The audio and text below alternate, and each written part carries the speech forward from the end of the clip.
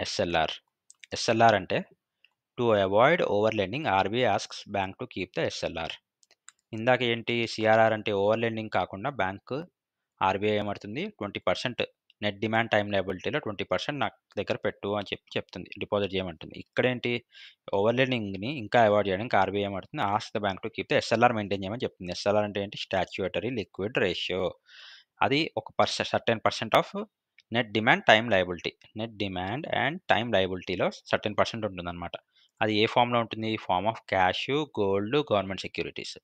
Okay. Cash, gold and government securities. SLR అంటే ఏంటి? Statutory liquid ratio.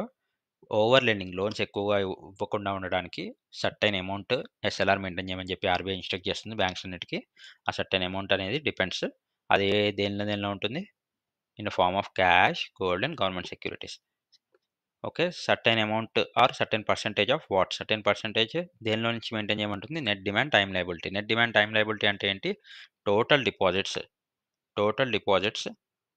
Are total amount of money bank owes to its customers. అంటే total amount of money bank కస్టమర్స్‌కి ఇవ్వాల్సిన మొత్తం అమౌంట్‌ని net demand and time liability అంటాం కదా! దానిలో కొంత పర్సెంటేజ్ అనమాట.